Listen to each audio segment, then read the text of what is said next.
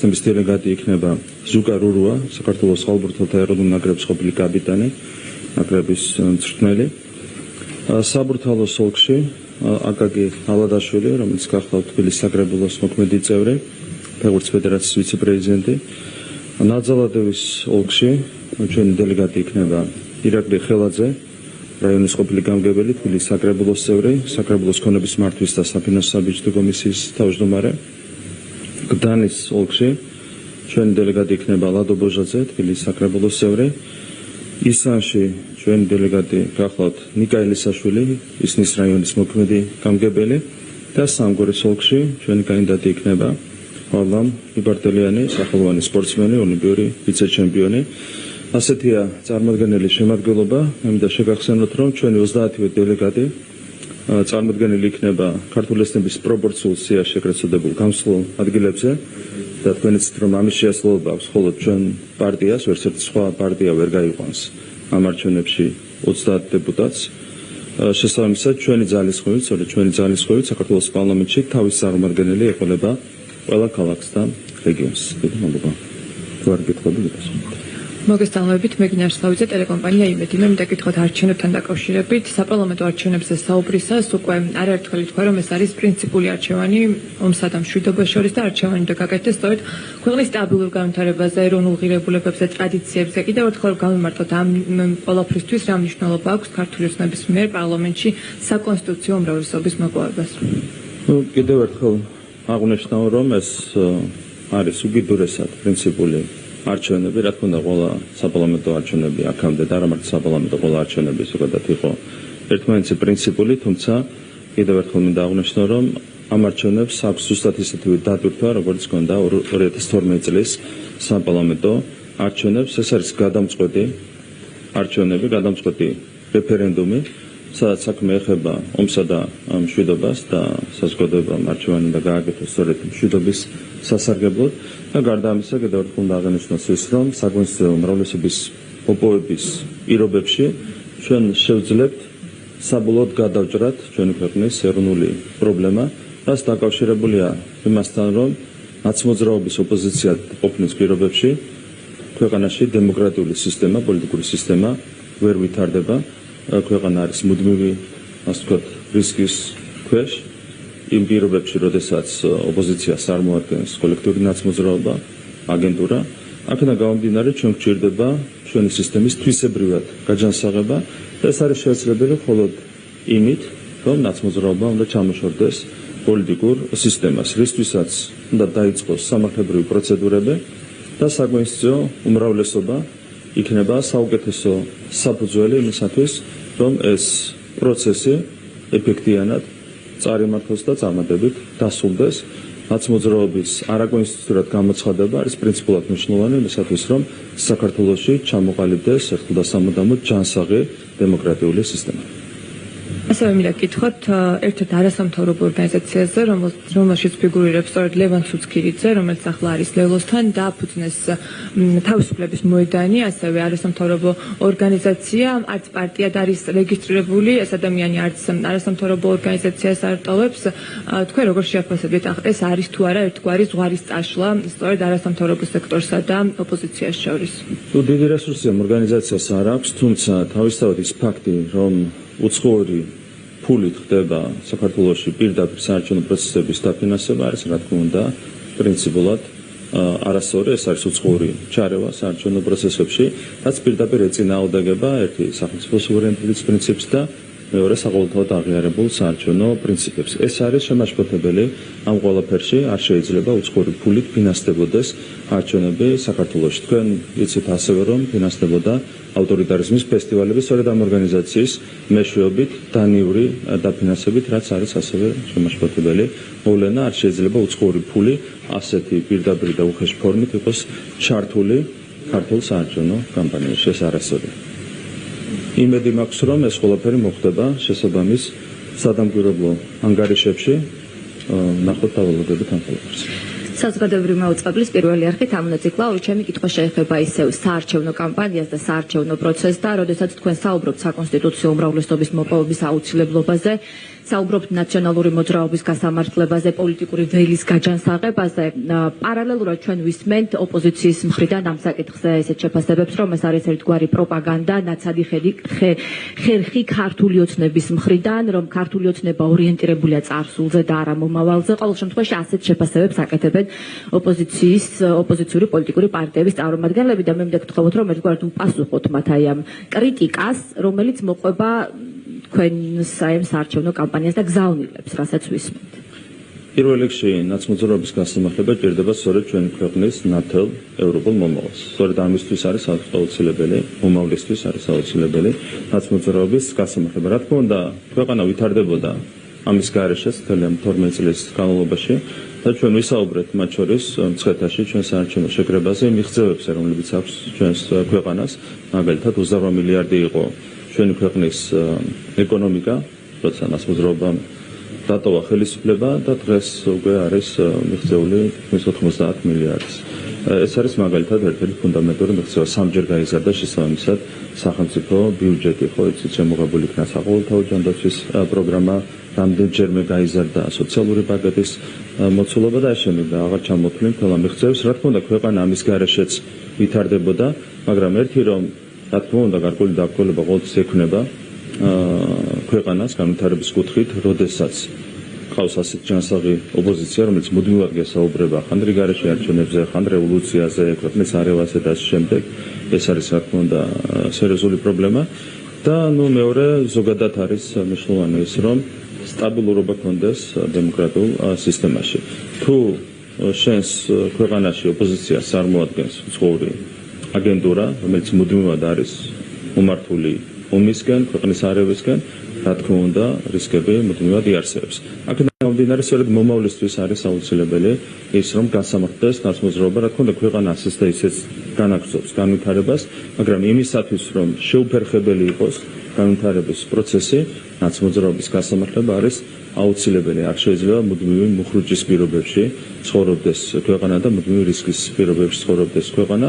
ეს პოლიტიკური ძალა უნდა გასამართლდეს სწორედ იმისათვის, რომ ქვეყანას ჰქონდეს ნათელი ევროპული მომავალი. ასევე გითხავთ ოპონენტების საარჩევნო სტრატეგიაზე ერთგვარად. ჩვენ ხედავთ, რომ მათი სტრატეგია თითქოს არის ძალების გაერთიანება, რაღაც ცენტრებად ჩამოყალიბება, ვნახეთ ევროპული საქართველოს დაბრუნება ნაციონალურ მოძრაობასთან, ასევე ხატია დეკანოიძის დაბრუნება. აი ზოგადად რომ შეაფასოთ, ანუ რისი ნიშანია ეს სტრატეგია ასეთი, რომ ერთიანი ძალებით ცენტრებით დაუპირისპირდნენ ქართულ ოცნებას. რეალური მიზეზი არის ის, რომ არც ერთ პოლიტიკურ პარტიას, ნაცმოძრაობის გარდა, ნაცმოძრაობას ჰქონდა დაახლოებით 10% რეიტინგი, ორი თვისინი როცა გაიზომა სოციოლოგიური კვლევით ეს ყველაფერი, არც ერთ სხვა პარტიას არ ჰქონდა 5%-იანი ბარიერის გადალახვის რესურსი. და ამას უკავშირდება ის გაერთიანების ცდილობები, რასაც ვხედავთ, თუმცა ეს საბოლოო ჯამში მგონია, რომ მაღალი ალბათობით მაინც მხოლოდ ორი სუბიექტი შევა შემდეგ პარლამენტში. ეს იქნება ქართული ოცნება და ეს იქნება ერთ-ერთი ოპოზიციური გაერთიანება. დარჩეს რა თქმა უნდა საზოგადოება გადაწყვეტს იმას, თუ როგორ უნდა გაგრძელდეს პოლიტიკური პროცესები.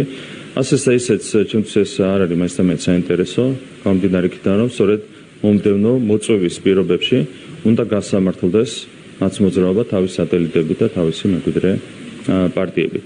შესაბამისად, ვინც არ უნდა გადალახოს ბარიერი, გასამართლებას ვერავინ აიცილებს თავიდან იმ დანაშაულებისთვის, რომლებიც მათ ჩაიდინეს ჯერ 9 წლის განმავლობაში, როცა იყვნენ ხელისუფლებაში და შემდეგ 12 წლის მანძილზე, როცა იყვნენ ოპოზიციაში. კიდევ ერთი კითხვა ეხება საკონსტიტუციო სარჩელს, რომელიც სალომე ზურაბიშვილს აქვს წარდგენილი გამჭვირვალობის კანონთან დაკავშირებით. როგორც ვიცით, 29 აგვისტოს უნდა მოხდეს განხილვა, დაიწყოს განხილვა და როგორი იქნება სტრატეგია თქვენი მხრიდან, ანუ არჩეული იმისთვის, რომ დაიცვათ პოზიცია და რა მოლოდინები გაქვთ ზოგადად აი ამ განხილვასთან დაკავშირებით. კარგია, რომ სალომე ზურაბიშვილმა აღიარა საკონსტიტუციო სასამართლოს ლეგიტიმაცია და ამით აღიარა საკუთარი არალეგიტიმურობა პირდაპირ ფორმით. ეს ერთი. რაც შეეხება თვითონ სამართლებრივ პროცესს, რა თქმა უნდა, აქ პარლამენტი იქნება წარმომადგენელი და რა თქმა უნდა, ყველა პოზიცია იქნება დაცული. სამართლებრივად ძალიან მარტივად არის საქმე, გამჭვირვალობას ვერ ექნება ვერავითარი ალტერნატივა, ხო?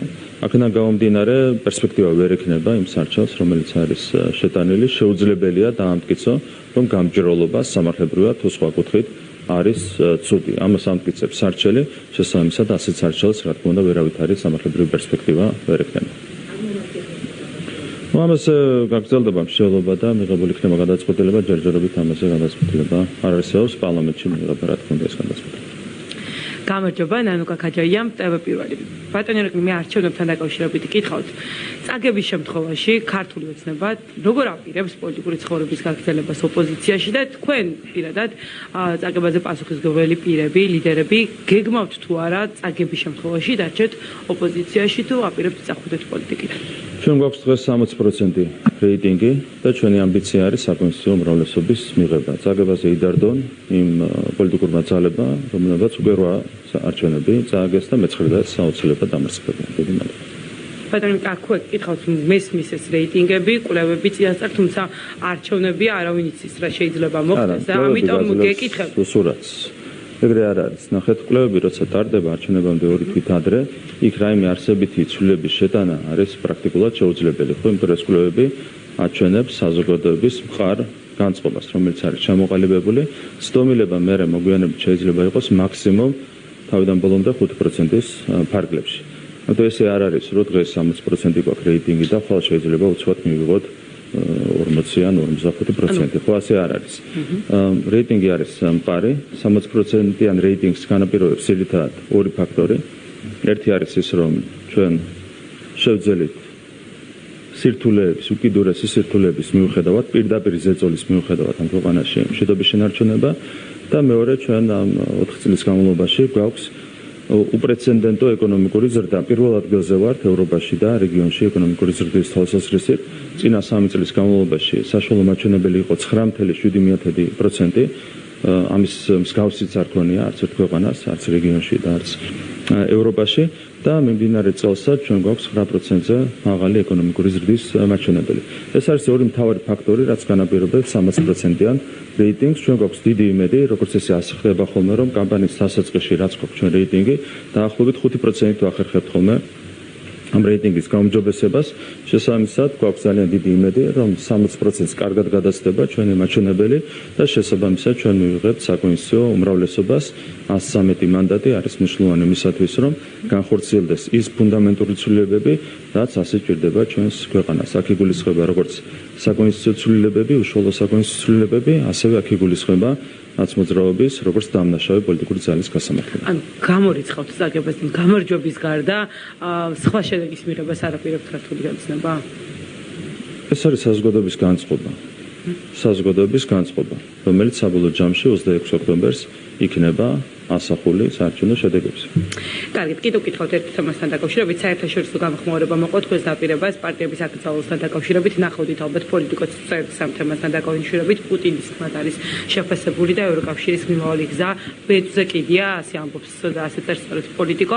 მინდა გითხოთ, რას აპირებთ, როგორ აპირებთ საერთაშორისო თვალსაზრისით ჩვენი ქვეყნის იმიჯის გამოსწორებაზე, აი ამ გზავნილების შემდგომ სწორედ, რომელიც თქვენს დაპირებას მოყვა პარტიების აკრძალვასთან დაკავშირებით. ჩვენ განცხადებაშიც ითქვეს მკაფიოდ, რომ ერთ-ერთი ფაქტორი, რადგანაც არის მნიშვნელოვანი საკონსტიტუციო უმრავლესობის მოპოვება, არის ის, რომ საკონსტიტუციო უმრავლესობის პირობებში უფრო სწრაფად და უფრო მარტივად გაჯანსაღდება ურთიერთობები ჩვენს პარტნიორებთან. ამ კუთხითაც არის მნიშვნელოვანი საკონსტიტუციო უმრავლესობის მიღება. რაც შეეხება დამნაშავე პარტიების აკრძალვას, ეს არის მიღებული პრაქტიკა, განსაკუთრებით ევროკავშირის ევროპის კანდიდატ ქვეყნებში, თქვენ იცით, რომ ერთმანეთის მიყოლებით აიკრძალა უკრაინაში და მოლდოვაში პოლიტიკური პარტიები. შესაბამისად, ეს არის აპრობირებული პრაქტიკა და არც ერთ ქვეყანაში არ მოქმედებს ისეთი დამნაშავე, ისეთი კრიმინალური პოლიტიკური ძალა, როგორც მოქმედებს საქართველოში ნაცმოძრაობის სახით. აქედან გამომდინარე, თუ სადმე შეიძლება ქონდეს სამართლებრივი საფუძველი პოლიტიკური პარტიების აკრძალვას, ეს არის სწორედ საქართველო. ეს არის პოლიტიკური ძალა, რომელმაც ჩაიდინა უამრავი დანაშაული და მე მინდა შეგახსენოთ ეს დანაშაულები, რაც მათი ხელისუფლების პირობებში იქნა ჩადენილი. ეს იყო მაგალითად ადამიანების პირდაპირ ქუჩაში მკვლელობა. 100-ზე მეტი ადამიანი უბრალოდ ქუჩაში მოკლეს მათ ხელისუფლების პირობებში. ასევე ეს იყო ადამიანების წამება, არა მარტო ციხეებს გარეთაც. 100-ზე მეტი ადამიანი ყოველწლიურად საშუალოდ იწერებოდა მარტო ციხეებში მათ სასტიკ რეჟიმს. ხო, ბიზნესის რეგეტმა შეიწერა ათეულობით 1000 ადამიანის კეთილდღეობა და ზოგიერთ შემთხვევაში სიცოცხლის ჯანმრთელობა. ეს ხო ერთ-ერთი მათი დანაშაული. ტელევიზიების მიტაცება, რომელიც ხდებოდა აბსოლუტურად უხეში ფორმით, ხო, გახსოვთ როგორ მიიტაცეს ჯერ საზოგადოებრივმა უწყებელი, მერე რუსთავი 2 შემდეგ იმედი სხვა ტელევიზიები, ხო, ესეც იყო მათი ერთ-ერთი დანაშაული და მთავარი დანაშაული ეს იყო რა თქმა უნდა დაკავშირებული 2008 წლის ომთან, როდესაც მათ საკუთარი ავანტურისტული ნაბიჯებით და საკუთარი დანაშაულებრივი მოღალატეობრივი ნაბიჯებით ჩააბარეს ქვეყნის ტერიტორიების 20%. როგორ შეიძლება ასეთი პოლიტიკური პარტია არ გასამართლდეს და როგორ შეიძლება ჯანსაღად განვითარდეს პოლიტიკური სისტემა იმ პირობებში, როდესაც ასეთი დანაშაულებრივი პოლიტიკური პარტია დღემდე იწოდება ოპოზიციად. რა თქმა უნდა, ამ პოლიტიკური ძალის გასამართლებას არ აქვს ალტერნატივა, სადაც არ არის სამართლიანობა, იქ არ არის არც მშვიდობა. და სწორედ ამ უსამართლობის გამო, რასაც ქვია ნაცმოძრაობის პოლიტიკაში ყოფნა, დღემდე სრული მშვიდობა ჩვენს ქვეყანას არ აქვს. ხო, მუდმივი არეულობის დელობის პირობებში ცხოვრობს ჩვენი ქვეყანა. როდესაც დამკვიდრდება საბოლოო ჯამში სამართლიანობა და იგრძალება ნაცმოძრაობა თავის სატელიტებით, სწორედ იქ დამყარდება სრული სიმშვიდე და მშვიდობა ჩვენს ქვეყანაში. დავაზუსტებ რა ჩემს კითხვას თუ არის შესაძლებელი. დემოკრატიული მართლობის იმიჯს როგორ გქნით, აი ამ მართლობის როდესაც ეს პარტიებს აკრძალვით ემუქრებით და როგორ აპირებთ იმ რეპუტაციის, შელახული რეპუტაციის აღდგენას? საქართველო არის დემოკრატიული ქვეყანა. საქართველო არის დემოკრატიული ქვეყანა და დემოკრატიის ხარისხი საქართველოში თვისებრივად და ფუნდამენტურად აღემატება დემოკრატიის ხარისხს სხვა კანდიდატ ქვეყნებში. ნუ განსაკუთრებით თუ შევადარებთ უკრაინას, მოლდოვას და ზოგიერთ სხვა ევროკავშირის ევროპის კანდიდატ ქვეყანას. ხო, თვისებრივად მაღლა ვდგავართ ჩვენ დემოკრატიის თვალსაზრისით და უფრო მეტიც ევროკავშირის მრავალ ქვეყანაზე მაღლა ვდგავართ ჩვენ დემოკრატიის ხარისხის თვალსაზრისით ყველა კუთხით, ყველა სფეროში, იქნება ეს არჩევნები, იქნება ეს პოლიტიკური პლურალიზმი, იქნება ეს მედია პლურალიზმი თუ ნებისმიერი სხვა ასპექტი. ეს არის ჩვენთვის მთავარი, რომ საქართველოში მოხდა 2012 წელს დემოკრატიული გარდატეხა და დამკვიდრდა დემოკრატიული პოლიტიკური სისტემა. ეს არის ჩვენთვის მთავარი მიღწევა. ერთადერთი რაც აკლია ამ ყველაფერს არის ის, რომ არ შეიძლება ამ დემოკრატიულ სისტემაში ოპოზიცია ერქვას დანაშაულებრივ კრიმინალურ პოლიტიკურ ძალას, როგორც კი ეს ხარვეზიც გამოსწორდება ამ სისტემაში, მაშინვე შეიძლება ჩვენს პოლიტიკურ სისტემას ეწოდოს სრულად ჯანსაღი დემოკრატიული სისტემა. ბოლო კითხვას დაგისვათ. CSKO-ს დადგენილებით საუბნო კომისიებში წილისყრის პროცედურა იცვლება. გექნებათ ამაზე ინფორმაცია. არჩევნების დღეს ხდებოდა გადანაწილება, სწორედ თანამდებობისთვის რა უნდა გაეკეთებინას არჩევნოთ, თუმცა ახლა უკვე ერთი კვირით ადრე იქნება შესაძლებელი გაიგოს ვის რა მოვალეობა ექნება არჩევნების დღეს კონკრეტულ უბანზე. ოპოზიციის შეფასებით, ასევე არასამთავრობოების შეფასებით ეს არის გარკვეულწილად საფრთხე, რადგან ერთი კვირის განმავლობაში ექნება შესაძლებლობა მმართველი პარტიის წარმომადგენლებს შეაშინონ ადამიანები აიძულონ რომ კონკრეტულად მარკირება თუ აქვს ადამიანს ის აღარ შეიმჩნიონ საარჩევნო უბანზე. რატომ მანდა მაინც ახლა რატომ ხდება ეს ცვლილება და რამ განაპირობა საერთოდ ამ ცვლილება ეს ცვლილება დღის წესრიგში რომ გამყარიყო? ზოგადად რა თქმა უნდა ფუნქციების წინასწარ განაწილება არის უფრო ეფექტიანი ვიდრე არჩევნების დღეს განაწილება, ხო, მაგრამ ეს არის CSKO-ს გადასაწყოდი ტექნიკური საკითხი. და არ შეიძლება ყველაფერზე სპეკულაციების აგება და ამასაც ახერხებს რეალურად ოპოზიცია სპეკულაციების აგებას, რაც სამწუხაროდ.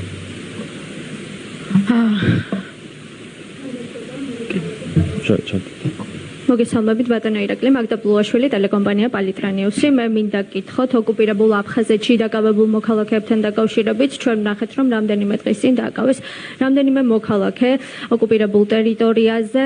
თქვენი ოპონენტები საუბრობენ იმაზე, რომ ხელისუფლების მხრიდან შესაბამისი ნაბიჯები არ იქმნება იმისთვის, რომ მსგავსი ტიპის ფაქტები იქნას აღმოფხვრილი. თქვენი პოზიცია ზოგადად რა არის ამ ბოლო ფაქტთან დაკავშირებით და რას უპასუხებთ თქვენს კოლეგებს?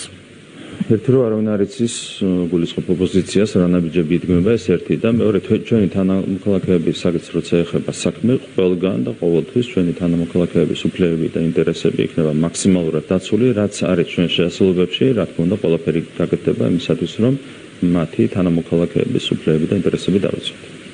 ამისთვის ყველა შესაძლო არხს გამოვიყენოთ. ბატონო ირაკლი, სალამი, მე მინდა გითხოთ ბრიფინგის თემასთან დაკავშირებით, როდესაც საარჩევნო კოდექსში გაიწერა დელეგატების საკითხი და როდესაც გაუქმდა მაჟორიტარული სია და ამ წესით არჩევა, თქვენი ოპონენტების განცხადებები გახსოვთ ალბათ და ეს პოზიცია მათ არ შეუცვლიათ ამ შემთხვევაშიც, ისინი ამბობენ, რომ ეს დელეგატები არის ერთგვარი ჩანაცვლება მაჟორიტარების. რატომ არის ეს მნიშვნელოვანი და რა იქნება ეს უკვე უშუალოდ ამომრჩევლისთვის, რისი მომტანი იქნება, კიდევ ერთხელ გითხრათ. ერთგვარი ჩანაცვლება, როგორ გითხრათ, ეს არის რეალურად იმ ხარვეზის გარკვეულწილად შევსება, რომელიც დაკავშირებულია მაჟორიტარული სისტემის გაუქმებასთან. ხო, ანუ სერიოზული ნაკლოვანება ახლავს თან ბუნებრივია მაჟორიტარული სისტემის გაუქმებას და მთავარი ნაკლოვანება არის ის, რომ ასე დროს სუსტდება კავშირი არჩეულ დეპუტატებსა და ამომრჩეველს შორის. ჯერ საარჩევნო პროცესში ნაკლები კომუნიკაციის რისკია და მერე უკვე როცა აირჩევა პარლამენტი, რა თქმა უნდა, შეიძლება მოიკლოს კომუნიკაცია ამომრჩეველსა და არჩეულ დეპუტატებს შორის. და სწორედ ამ ხარვეზის ნაწილობრივ შევსებას ემსახურება, რა თქმა უნდა, სრულად ვერ შევისება ეს ხარვეზი, მაგრამ ამ ხარვეზის ნაწილობრივ გასწორებას ეხება ის ინიციატივა, რომელიც დაამტკიცა საქართველოს პარლამენტმა და რომლის საფუძველზეც წარუდგენ ჩვენ დელეგატებს. რაც შეეხება ოპოზიციას, ისინი სუბიექტურები არიან ამ თვალსაზრისით, მათ არ აქვთ იმის რესურსი, რომ წარადგინონ დელეგატები. ერთი მარტივი მიზეზის გამო არც ერთ ოპოზიციურ პარტიას 30 დეპუტატის პარლამენტში შეყვანის რესურსი არ აქვს. რა დელეგატები უნდა წარადგინონ, ხო? უმეტესობა საერთოდ ბარიერს ველახავს და არც ერთ ოპოზიციურ პარტიას, კიდევ ერთხელ ვიმეორებ, არ აქვს იმის რესურსი, რომ 30 დეპუტატი შეიყვანოს თავიდან ბოლომდე პარლამენტში. შესაბამისად, ვერც ერთი ოპოზიციური პარტია დელეგატებს ვერ წარადგენს და ამიტომ მარტივად შურთ ქართული ოცნების. გამარჯობა, სალომე ლაბაძე, ტელეკომპანია ფორმულა. თქვენ წეგან თქვით, რომ პარლამენტში 26 ოქტომბრის არჩევნების შემდეგ სავარაუდოდ შევა ორი პოლიტიკური გაერთიანება, ქართული ოცნება და ალბათ მეორე გაერთიანებაში გულისხმობთ იმ გაერთიანებას, რომელიც ჩამოყალიბდა ნაციონალური მოძრაობის გარშემო. ამავე დროს აანონსებთ ნაციონალური მოძრაობის აკრძალვას. მათ გასამართლებას, რის საბოლოო შედეგიც იქნება ამ პარტიის არაკონსტიტუციურ ძალად გამოცხადება. თუ ისე განვითარდება მოვლენები, როგორც თქვენ წარმოიდგენთ და წარმოადგენთ, ასეთ შემთხვევაში რას უპირებთ ნაციონალური მოძრაობის მანდატებს, ანუ იმ დეპუტატებს, რომლებიც ნაციონალური მოძრაობის სახელით შევლენ პარლამენტში, გაუქმებთ მანდატებს და დარჩება უკვე პარლამენტი ერთპარტიული, თუ აი როგორი პარლამენტი გვექნება რა შედეგი ელის ნაციონალური მოძრაობის დეპუტატებს. მანდატების გაუქმება შეუძლია მხოლოდ საკონსტიტუციო სასამართლოს, ჩვენი მოქმედი კონსტიტუციის თანახმად. მე ვფიქრობ, რომ პარტიის აკრძალვის ლოგიკური გაგრძელება იქნება ბუნებრივია მანდატების გაუქმებაც. არ შეიძლება დანაშაულებრივი პოლიტიკური ძალის დამნაშავე წევრები სარგებლობდნენ ისეთი სტატუსით, როგორც არის საქართველოს პარლამენტის წევრი. აქედან გამომდინარე, ეს იქნებოდა ლოგიკური გაგრძელება. და გამოდის, რომ პარლამენტი რჩება ერთპარტიული, სწორად გვესმის? პარლამენტი დარჩება დემოკრატიულად არჩეული, სადაც ქართულ ოცნებას ექნება საკონსტიტუციო უმრავლესობა, ეს არის პრინციპულად მნიშვნელოვანი. პარლამენტის ერთპარტიულობის საფრთხე როცა გაჩნდა 2020 წლის არჩევნების შემდეგ, თქვენ გახსოვთ საერთაშორისო პარტნიორების საკმაოდ მკვეთრი რეაქცია ამასთან დაკავშირებით. მოსაოდნელია, რომ ახლაც თუ ერთპარტიული აღმოჩნდება პარლამენტი თქვენი ასეთი პოლიტიკის შედეგად, იქნება მკვეთრი კრიტიკა დასავლეთის მხრიდან. და ეს იმ პირობებში, როცა ჩვენ გვინდა მაქსიმალური ინტეგრაცია ევროკავშირში, ხო? აი, როგორ წარმოგიდგენიათ ეს არ შეუშლის ხელს ქვეყნის ევროპულ მომავალთან? მაშინ სხვა დრო იყო, თქვენ გახსოვთ, პირდაპირ რევოლუციის ცდილობა ჰქონდათ კონკრეტულ ძალებს. ეს ვერ გამეორდება საქართველოში, განსაკუთრებით იმ პირობებში, როდესაც ქართული ოცნება მოიპოვებს საკონსტიტუციო უმრავლესობას, მერწმუნეთ, რომ ასეთი მცდელობა საქართველოში ვეღარ ექნება, რომ ხელოვნურად მოაწყოს ამ ქვეყანაში რევოლუცია. მაშინ კონკრეტული ძალები პირდაპირ ცდილობდნენ რევოლუციის მოწყობას ამ ქვეყანაში. დღეს სხვა სიტუაცია, ასეთი რამ ვერ გამეორდება ამ საპარლამენტო არჩევნების შემდეგ. აი, ასე გითხავთ, თქვენი ეს პოლიტიკა, თქვენი გაცხადებული მიზანი, რომ კოლექტიური ნაციონალური მოძრაობა, რის მიღმაც გულისხმობთ, მგონი ყველა პოლიტიკურ ოპონენტს, ვინც გიხავთ, ხო, საქართველოში, აკრძალოთ. აი, ეს შედეგად მოიტანს თუ არა იმას, რომ საქართველოს პარლამენტი 26 ოქტომბრის შემდეგ იქნება ერთპარტიული. მოლდოვის პარლამენტი დღეს პრაქტიკულად ერთპარტიულია, მაგრამ არავინ არ საუბრობს ამაზე. არაფერი არ ხდება ასეთ დროს. მოლდოვის პარლამენტი არის პრაქტიკულად ერთპარტიული, მაგრამ ყველა მიესალმება მოლდოვის პარლამენტს. იგივე მოხდება საქართველოშიც. ერთი და იგივე სტანდარტი უნდა მოქმედებდეს ყველა კანდიდატ ქვეყანაში, როგორც მოლდოვაში, ისე საქართველოში, ისე უკრაინაში.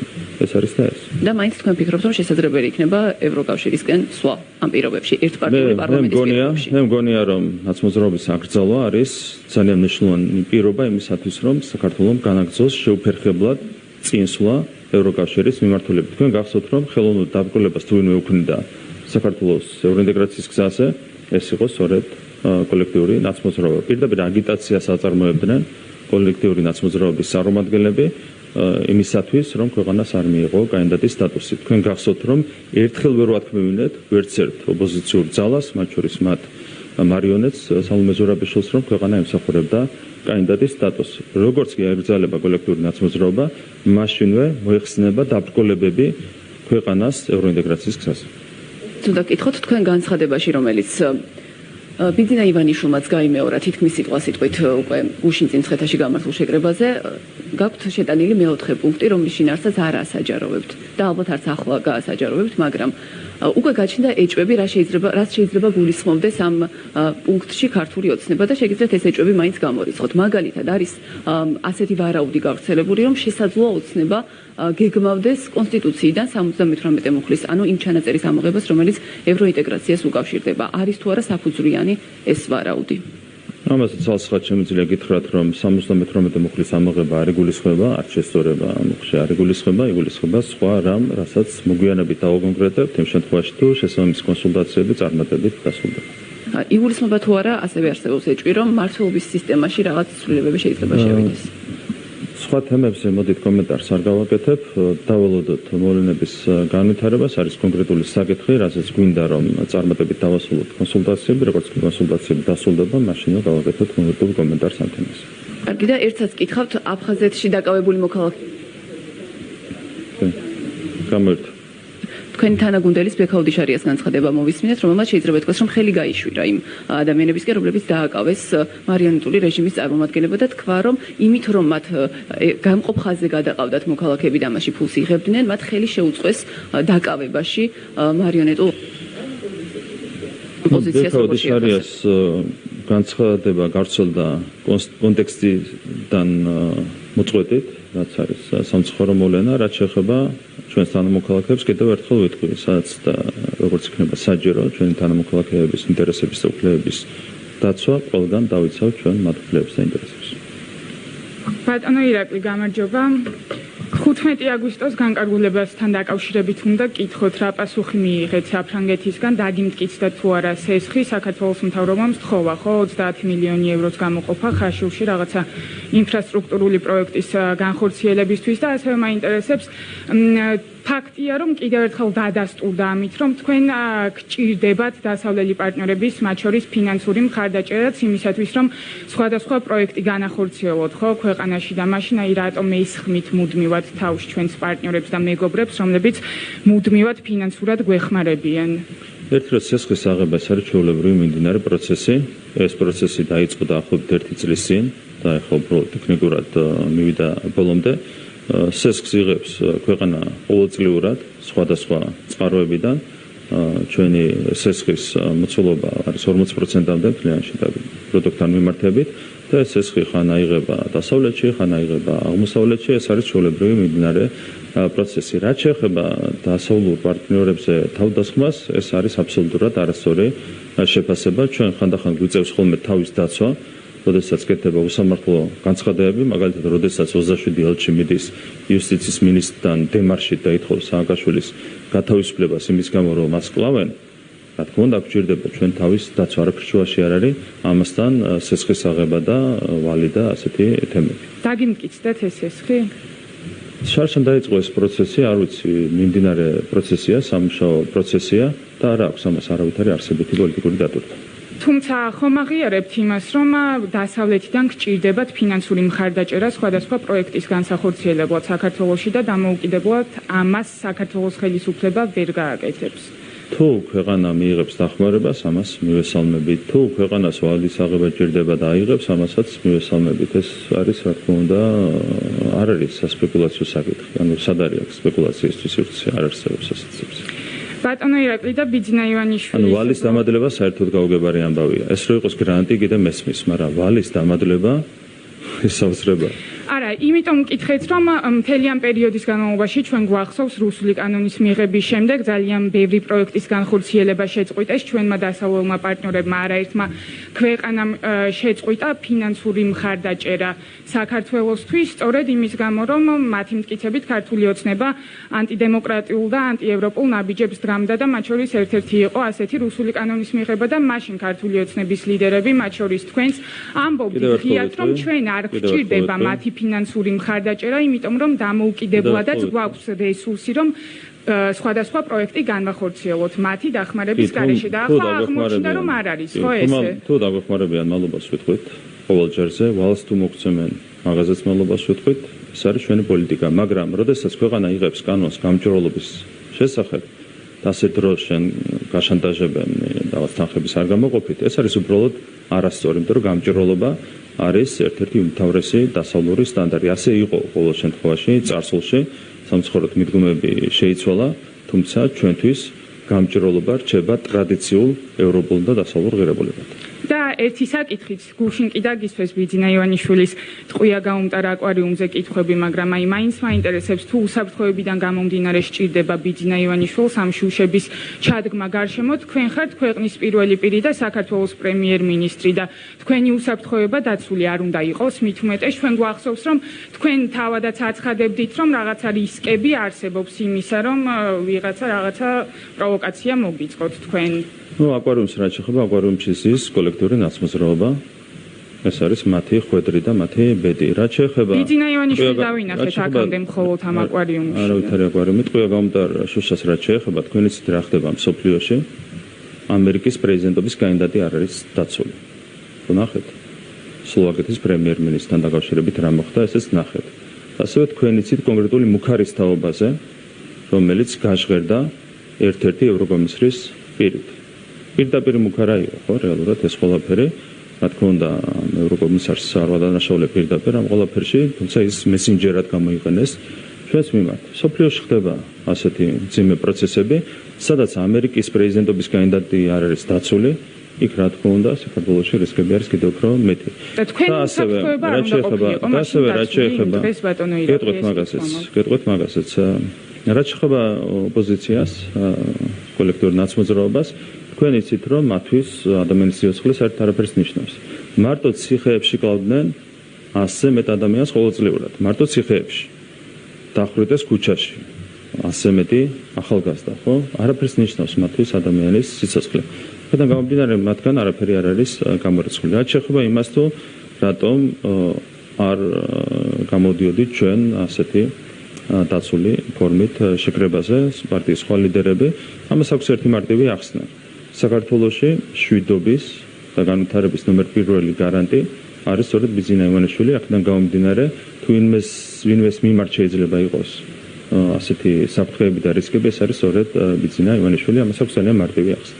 ხო, მაგრამ თქვენ ხომ ამბობდით, გახსოვთ აი მაშინ, როდესაც ევროკომისრის სატელეფონო საუბარზე დაიწყეთ საუბარი, თქვენ ამბობდით, რომ პირადად თქვენ გემუქრებოდათ ეს საფრთხე თავდასხმის. არა, ასე არ იყო ნათქვამი, მე ციტირება მოვახდინე და ახლა შემიძლია მოვახდინო ციტირება იმის, თუ რა თქვა ევროკომისარმა სატელეფონო საუბრის დროს, მან თქვა ასეთი რამ.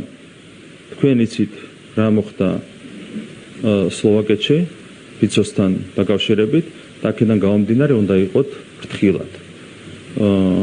აქ არ იყო მხოლობითში ეს ნათქვამი, არც მრავლობითში, როგორც ქართულში, ასევე ინგლისურში მოგეხსენებათ, რომ ვერ გაარჩევ ერთმანეთისგან მხოლობითს და მრავლობითს, როცა ესაუბრები ადამიანს, იყო ასეთი სიტყვების ზუსტად ნათქვამი. იცით რა მოხდა სლოვაკეთში, იცით რა დაემართა ფიცოს და უნდა იყოთ ფრთხილად. და ჩვენი ლოგიკური დასკვნა არის ძალიან მარტივი. ვინც არის ამ ქვეყანაში მშვიდობის ნომერ პირველი გარანტი, ყველაზე მეტი საფრთხე არის დაკავშირებული სწორედ მასთან. ეს არის მარტივი ლოგიკური დასკვნა. ხართ ქვეყნის ბატონო ირაკლი. კიდევ ერთხელ გაიმეორებ. ფორმალურად პარტიის საპატიო თავმჯდომარეა, ხო, მხოლოდ. კიდევ ერთხელ გაიმეორებ. ამ ქვეყანაში მშვიდობის ნომერ პირველი გარანტი არის ბიძინა ივანიშვილი. ანუ აღიარებს, რომ არაფორმალურად ისმართავს ქვეყანას. რა შუაშია, ის არის პარტიის, ის არის, კიდევ ერთხელ გაიმეორებ, ის არის პარტიის საპატიო თავმჯდომარე და ამ ქვეყანაში ყველა ფაქტორის გათვალისწინებით ნომერ პირველი გარანტი, მშვიდობის ნომერ პირველი გარანტი ამ ქვეყანაში არის ბიზნესმენებში, რაც ყველა მიცის. ეს არის უტყუარი ფაქტი, რაზეც ვერავინ ვერ იდეობს. ერთი რამის დაზუსტება მინდა გთხოვოთ, კოლექტიური ნაციონალური მოძრაობა. აი ამ შესიტყვებას იყენებთ ხშირად და ამბობთ, რომ სწორედ კოლექტიური ნაციონალური მოძრაობის წინააღმდეგ წამოიწყებთ სამართლებრივი დავას, მოკლედ მათ აკრძალვაზე ისრუნებთ. კონკრეტულად ვის გულისხმობთ, ან თუ უფრო მარტივია მიპასუხოთ, ვის არ გულისხმობთ ამ კოლექტიურ ნაციონალურ მოძრაობაში, რომელ პოლიტიკურ პარტიას, რომელ თქვენს ოპონენტს, თუ მართლაც ყველას მოიაზრებთ ამ შესიტყვებაში? რეალურად სუბიექტების მრავალრიცხოვნება არც გვაქვს, არის თვითონ ნაცმოძრაობა, რომელშიც შედის დამატებით რამდენიმე პარტია ერთად გამოდიან ამ არჩევნებში. ასევე თქვენ იცით, რომ კოლექტიურ ნაცმოძრაობას განეკუთვნება ახალი გირჩიტროა. ყველა პოლიტიკოს ლიდერს აქვს წარსული პირდაპირ დაკავშირებული ნაცმოძრაობასთან და ყველა პოლიტიკოს აქვს თავისი აწყვეტ დაკავშირებული ნაცმოძრაობასთან. ასევე თქვენ მოგეხსენებათ, რომ არის ასეთი გაერთიანება ლელო, რომელიც პირდაპირ იყო ჩართული ბიზნეს რეგეჭში და ეს უნდა იყოს გამოძიების ერთ-ერთი საგანი, პირდაპირ ნაცმოძრაობის რეჟიმთან ერთად ამ პოლიტიკური ძალის ლიდერები იყვნენ ჩართული ბიზნეს რეგეჭში, რაზეც უნდა ასევე ახსოვდეს სამართალი. ხო, ეს ძალიან მნიშვნელოვანია. თქვენ იცით კონსტანტას საქმესთან დაკავშირებით, ბრალდებები, მაგნატის საქმესთან დაკავშირებით, ბრალდებები, ელიტ ელექტრონიკისთან დაკავშირებული ბრალდებები და შემდეგ ხო პირდაპირ ღამე ხდებოდა ბიზნესების გადაფორმება და სესხის ხელოვნურად აღება ბანკების მეშვეობით, ხო? ეს გახარია, რომელსაც აქვს შექმნილი კოალიცია ნაცმოძრაობასთან 4 მუნიციპალიტეტში, ხო პირდაპირ ალიანსია კრიმინალურ პოლიტიკურ ძალასთან.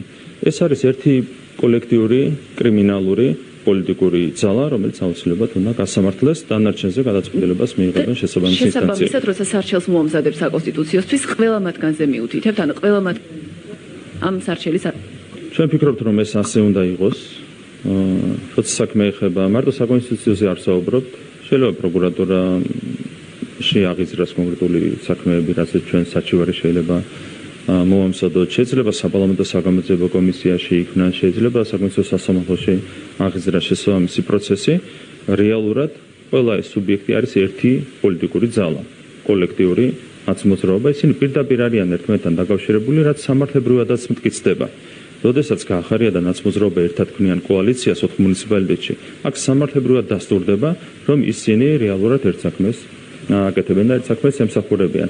ამიტომ სამართლებრივი ასე ვთქვათ საჩივარი თუ სარჩელი იქნება სათანადოდ დასაბუთებული და დამტკიცდება ის, რომ კონკრეტული ძალები ერთად, კოლექტიური ნაცმოძრაობა ერთად ემსახურება დანაშაულებრივ საქმეს. ერთი რო გთხოვოთ, თუ თქვენ აღწევთ მიზანს და ამ ძალებს აცხადებთ არაკონსტიტუციურ ძალებად, მათი მანდატები, თუ მათ აქვთ უკვე მანდატები, ავტომატურად უქმდება, თუ ეს შეიძლება იყოს ცალკე გადაწყვეტილების საგანი, თუ ეს ავტომატური პროცესია, რომ მანდატები რა შეეხება იურიდიულ მხარეს, საკონსტიტუციო სასამართლო ცალკე იღებს გადაწყვეტილებას პარტიის საკრძალვაზე, ცალკე იღებს გადაწყვეტილებას მანდატების გაუქმებაზე, ეს არის საკონსტიტუციო სასამართლოს გადასაწყვეტი, თუმცა მე ვფიქრობ, რომ თუ საქმე ეხება სარჩელს, პარტიის საკრძალვის ლოგიკური გაგრძელება იქნება მანდატების შეწყვეტას. როგორ შეიძლება ნაცმოძრაობა გამოაცხადო ანტიკონსტიტუციურ პოლიტიკურ ძალად და მაგალითად დარჩეს მანდატი ნაცმოძრაობის რომელიმე კონკრეტულ ლიდერს, რომელიც თავად იყო კონკრეტულ დანაშაულებში შემჩნეული, ხო? ეს იქნებოდა ალოგიკური. თუმცა ეს არის სამართლებრივი პროცესი, ჩვენ მთავარია რომ მოვამზადებთ შესაბამის არჩევნებს, საჩივრებს, ვიმუშავებთ თუნდაც საპარლამენტო ფორმატში. და ამ ყველაფრის საფუძველზე ერთხელ და სამუდამოდ უნდა გასამართლდეს აგენტურა ამ ქვეყანაში, რომელმაც უამრავი უბედურება მოუტანა საქართველოს, მათ შორის დაკარგა საქართველოს ტერიტორიების 20% დროებით დაკარგა, თუმცა ეს მათ დანაშაულს, რა თქმა უნდა, არავითარ შემთხვევაში არ ამცირებს.